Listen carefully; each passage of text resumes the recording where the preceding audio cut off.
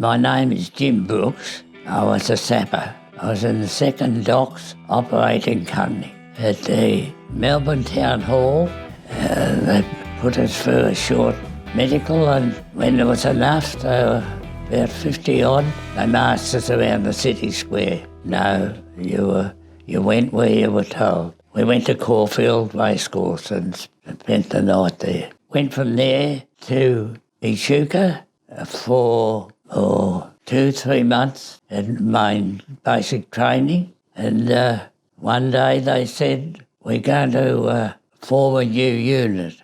We called the Docks Operating Company. And we was classed as an engineer probably because of my work, being a workman. And they said this unit is the first one of its type. You'll be possibly working on salvaging ships or things like that. And that was it. And then we went to Liverpool, the old First World War army camp, and stayed in huts there for maybe a month or so. We travelled from there by train down through Ballarat, Adelaide, stayed at Adelaide overnight, and then on the inland line to join up with the old Afghan Express. And we travelled from there to Alice Springs, from Alice Springs by truck to a place I can't remember the name of, I believe approximately 300 miles from Darwin. Then we joined into another train, or in cattle trucks really, and they were drawn by an old engine. And then we were on there for a day or two, perhaps a bit more.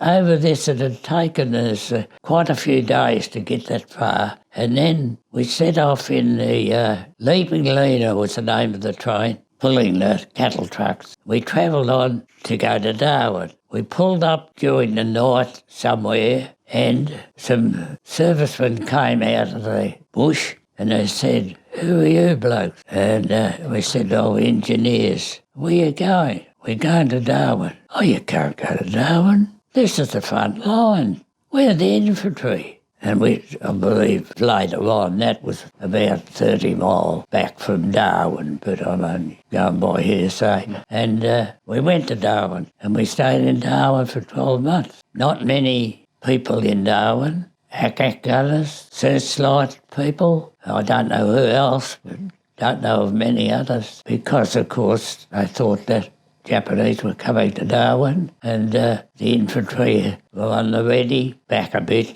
because Darwin is actually on an isthmus that wouldn't have been good to be too close to that part, could be cut off. Yeah. Well, we turned out what you would call now wharfies. We became very expert at our work, and of course almost everything came by ship. I volunteered. They asked for winch drivers. I said didn't have a licence. I thought, this is a chance to learn something, and I became a winch driver for the rest of the war. We spent 12 months in Darwin. We had good camping arrangements. We were in what had been the Darwin Infantry Brigade in civilian times, and we had good huts, good galvanised iron huts with concrete floor.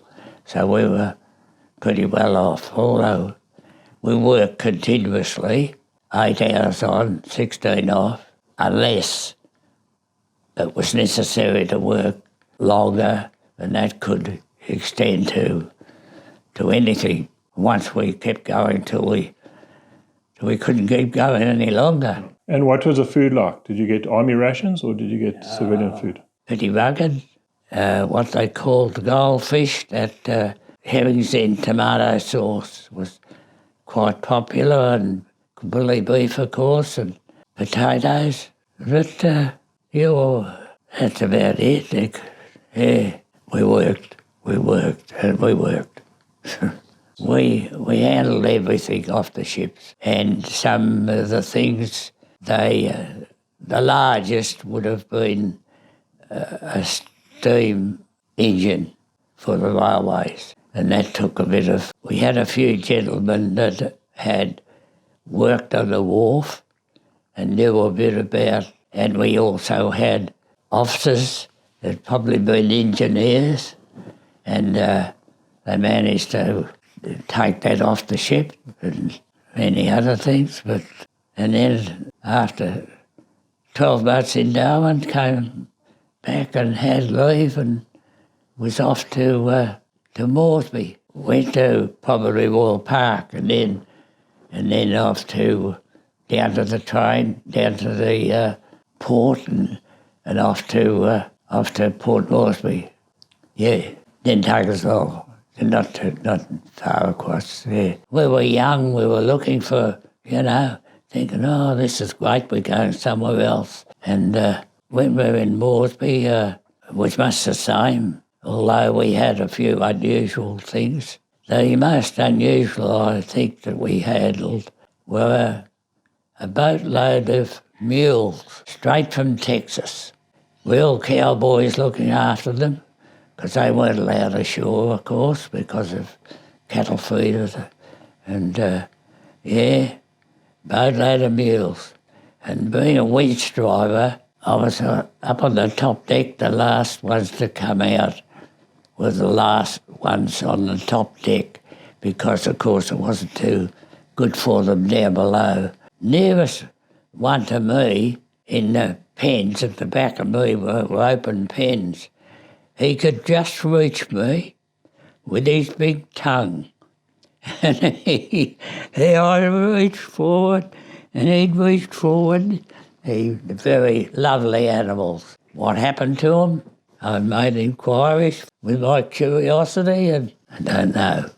I probably made good steaks of it. Were they not used as pack mules? I think that's what the idea was, but apparently they weren't suitable. I never heard of them again after they left the ship. I knew people that might know, but no. And what was happening with the war at that stage? Well, things weren't looking too good. They were making their way across over they got, what did they get about where they got to in the end about that stage. And we, fortunately, while we were there, I had a couple of trips up the coast of New Guinea, and there was another way over the Stanleys, and that went from the coast, the south coast, and we went up once with a load of 44-gallon drums of petrol, and that was for the barges that travelled up this river. I forget the name of the river, but the barges went as far as they could. Then the walkers would have taken over then, and they went as far as Wow. This is only what I hear as Wow. And of course, then by jeep they went to wherever they went on the other side. When the tide went out, the barges couldn't get over the bar, so we dropped the 44-gallon drums in the sea, and the natives, the ones that could swim well enough, swam in with them and went through the surf with them and rolled them up the beach. So it must have been quite a difficult task then. Well, it was for them, I think, and they did a fine job, All we had to do was just drop the boats into the drums into the barges when they were operating and into the sea with And another trip we had up was to get timber for the Port Moresby wharf. It was extended, and there was a sawmill in the Fly River. We travelled up the Fly River, loaded this timber, beautiful timber. The natives used to bring it down the river from somewhere up the river, 2 logs strapped together with vines, and they'd paddle them down, and then they operated them at the sawmill. Just one man there on his own that I could see, and just a native village. Only only funny thing that happened, we had one chap with us. There were 4 of us, I think, and a sergeant, and he had false teeth. He took his false teeth out. That he caused the natives never seen anyone before. They went hysterical. And, of course, most of them were back at the camp, and they could hear the commotion. So everyone's down, want to see what's going on, of course. Because no. And those that have seen it are saying other ones are telling fibs. But finally, after he managed, much later on, he finally showed them once again, and that was it. And were you ever under attack? No worries. We were a long way from any. We had plenty of that in Darwin. Yeah, that was enough. And then back home on leave, and then back by boat to Papua New Guinea, of all places. Why we went there? Anyway, we went there. And that where we went to is now the capital of, what do you call it? It's Papua New Guinea. It was Papua New Guinea. It's the capital of Indonesian capital now, of that section of what was Papua New Guinea. We stayed there for about, a couple of months perhaps. There were Americans there, because they landed there and took that section. A beautiful harbour, very deep, and I imagine while they were there, they built a wharf, but they'd never seen us. We were foreigners, I think, but they didn't seem to be very friendly. So we could see a coffee stand, and we walked down under the eyes of the dark Americans, and we said, "Can we have a cup of coffee?" Oh, from then on, of course, the white Americans didn't want anything to do with us, but the black Americans thought we were the greatest blokes ever. Because they'd never seen us before. Anyway, we didn't do anything there. No, didn't do a step. Though a small amount that was done, a ship came in, I always remember. It was one of the old top first ships before the war. The Monterey came in. Someone only told us the Monterey because there wouldn't be any names there, but they were told. It's probably written somewhere. Anyway, the only thing we did there, we went down to the beach and were surprised that we hadn't seen, things like we saw, barbed wire out through the surf, dark fellas one side, white fellas the other. And if we hitched our way down, no chance of getting a lift with a white American. The dark fellas pulled up as soon as we come to ride. It didn't help relations, for later on in different areas where you're bringing servicemen back from New Guinea and Americans travelling up the other way. And of course, too many words are said. And anyway, while we were there, we at was then Dutch New Guinea, we hitched a ride up to a lake. I always remember the name, Lake Kantani. It was a beautiful lake up in the mountains, and the Americans had made a rest home up there, and they'd made yachts out of belly tags of their planes. They had a good setup up there. I don't know how it worked, but also they said if anyone wanted to meet an American girl, they could do so. And they'd have to put their name down. So a mate of mine, very nice fellow, nice looking fellow, South Australian. We had a lot of South Australians. They came as our reinforcements to make up a second docks operating company.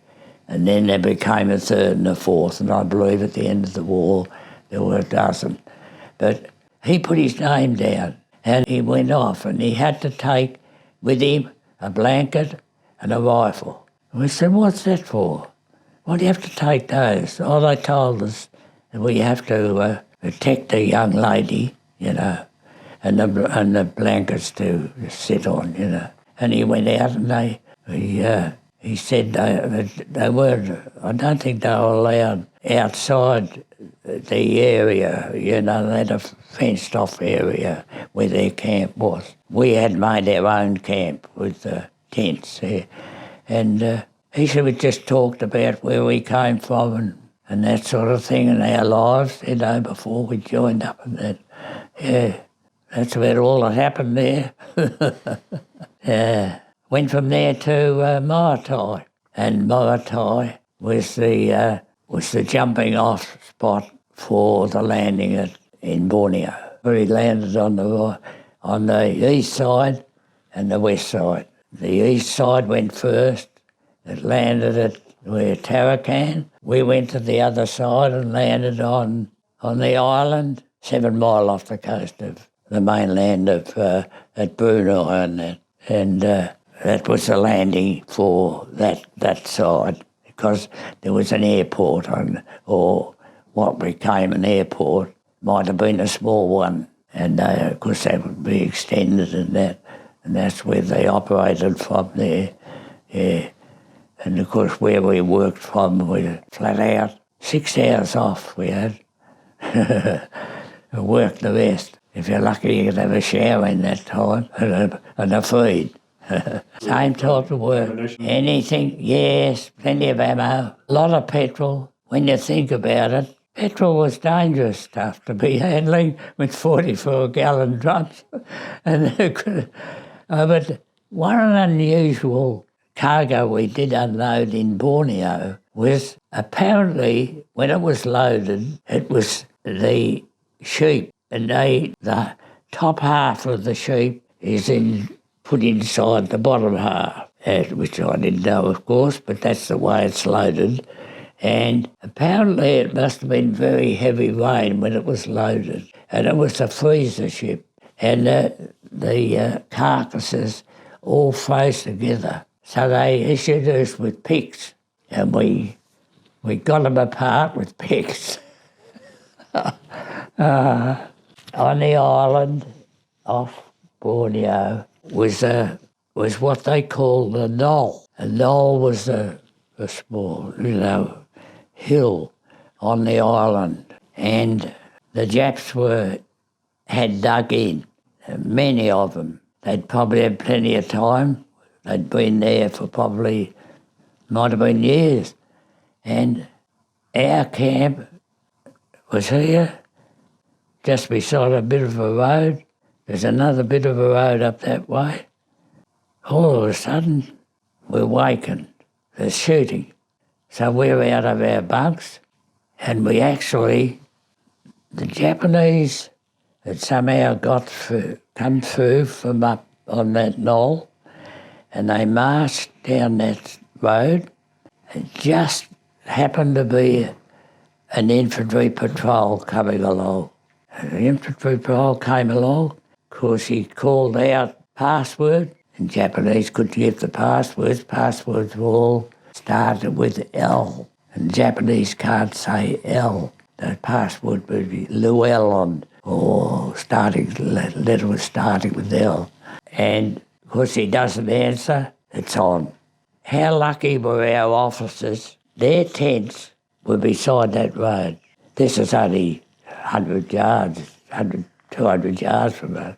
The Japs could have, but apart my imagination, they were heading for the foreshore. What they'd be after would be alligators, which they would travel on the water, and any other transport, or barges were there. They were all on the foreshore. I imagine they would wanted to get there. But it's pitch dark, of course, and our blokes said, one of my mates, he said, I ran across the road and hopped in the big ditches, in tropical places. He hopped in the big ditch, water ditch, and I heard jabber, jabber, jabber. He said, I'm in amongst the jabber. He said, I yelled out, don't shoot, I'm coming back. So that's how close they were, no all mixed up. And we actually sat just like we are now on our tent watching what was going on. And that would be 100 yards away. And somebody came along a bit of a road over there, put the headlights on, and an old house in that section just there, old house, and there were two Japanese working their way across the wall. And of course, the headlights shone on them, and you could actually see them slide down the wall. And to make it not so good for us, the mate and I, we got guard duty on that corner the next night. Oh, I tell you, I had the wind up. We could see things, we could hear things. We had nothing. We had our rifles, that was about it. And in an enclosed stack of sandbags, but we're in that corner. And that was called the Battle of Hell's Corner. Yeah. It was obvious now, those Japs have got to go. They're stuck up in that hill. If they can get out like that and cause them much trouble, they must have, I don't know how much trouble they must have done amongst the Americans. The Americans were over there with the alligators and that were in the trucks. I don't know how much casualties they had. So the thing was, they had to go. They sent the infantry in and probably got rid of them, but lost a lot more lives. But to think that you can sit there just like this and like sitting at the pictures and watching a war go on, the Battle of Hell's Corner. Oh, God.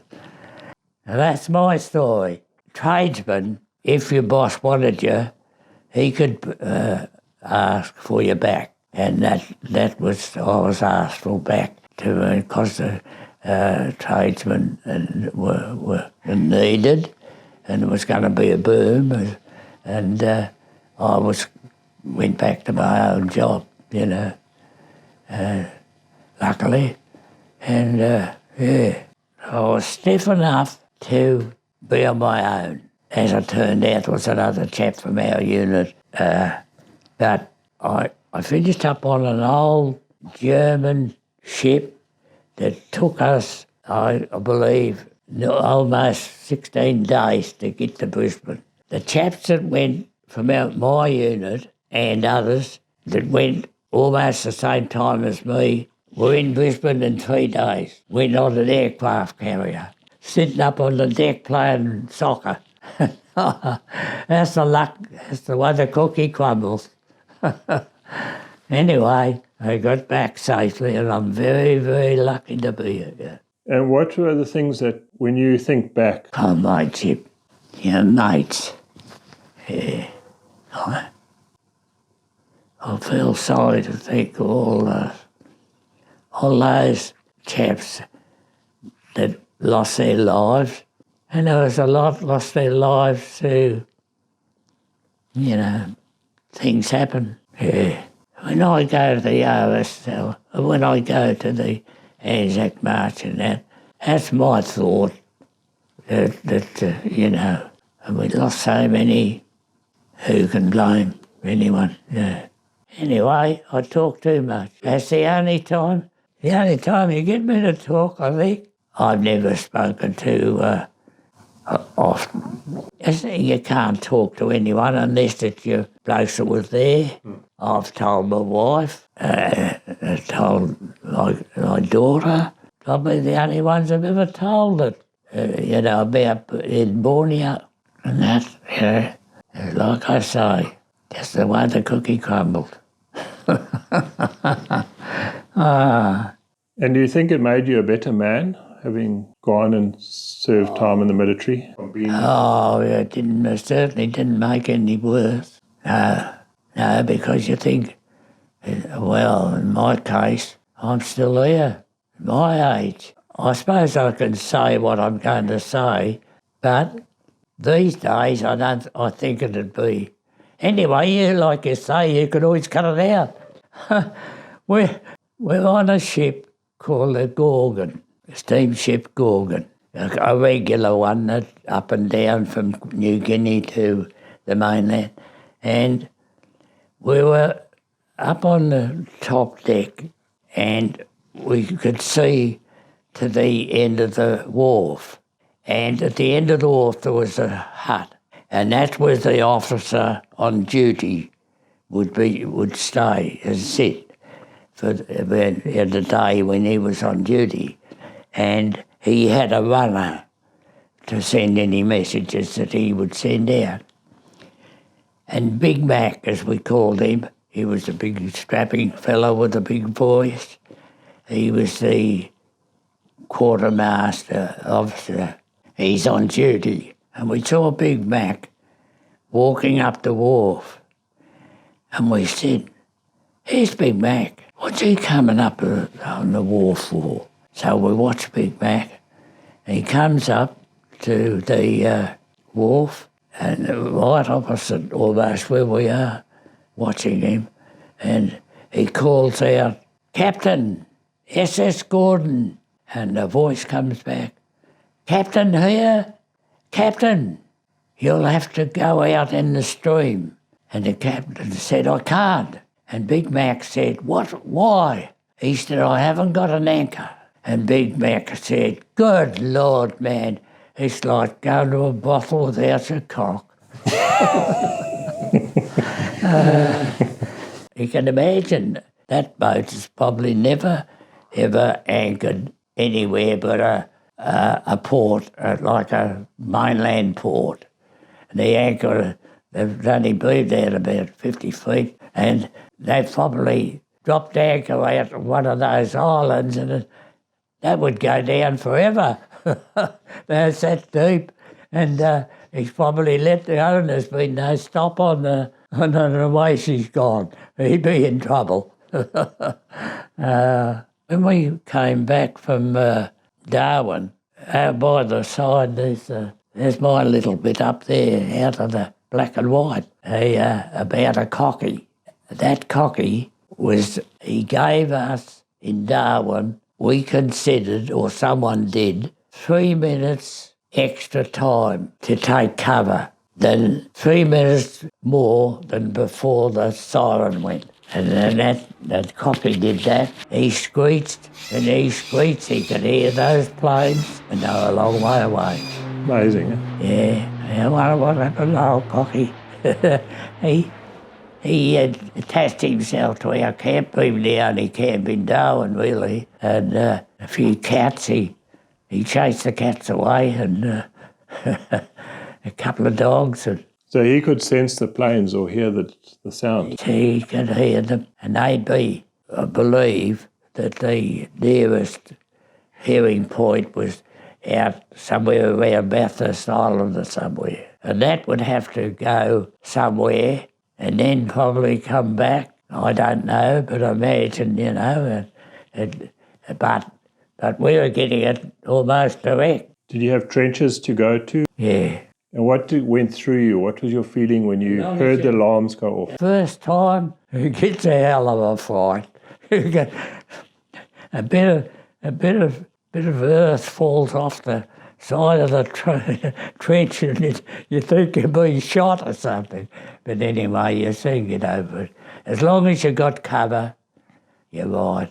The nearest they ever dropped to us, of course, they could see that the iron of the tops of would be shining in the moonlight and that, or any night time. But they weren't too keen on coming too close, the Japs. A few times they came over the wharf and caught a few thereabouts. If you could get to the cover, you were safe. You'd have to drop on top of you. But they caught some of our blokes. There was one main wharf and one long wharf, only a very narrow one. It had mainly been built for the flying boats. When the flying boats used to come through India, Cocos Island and to Broome. Before they went to Broome, they used to land there at that, it was called Civil Aviation Jetty, because that was for the flying boats. But that's how they got caught. The Japs knew that they were getting in somewhere. What did they do? They waited for them, followed them into Broome. Of course, the flying boats went down. Japs took a lot of them. They were mostly had Dutch people that are bringing out, all gone, or most of them, I think. And then when the sirens went off, how long did you have to get to cover? Oh, very little time. When we went Darwin, we only had to go 50 yards, I suppose. That was all. And the nearest they ever landed, they blew the toilets away once. But the nearest, the one they dropped near to us were what they call daisy cutters. The ones full of razor blades and nuts and bolts. They dropped one of those very close, and we went up and had a look. It cleared this patches bigger than this. It just shaved it. So they were meant for personnel there. We thought we'd be smart once and got underneath the tank stand, but not again. It's concussion, whack. I think we'll go in the trenches. Of course, the trenches are built zigzag like that. It'd have to land into one new end because it's going to hit the bank there. You'll be in there on that. Yeah. No worries. That's a long time ago. Yeah, look at me. I was 20 years old. They shall not grow old, as we that are left grow old. Age shall not weary them, nor the years condemn. At the going down of the sun, and in the morning, we will remember them.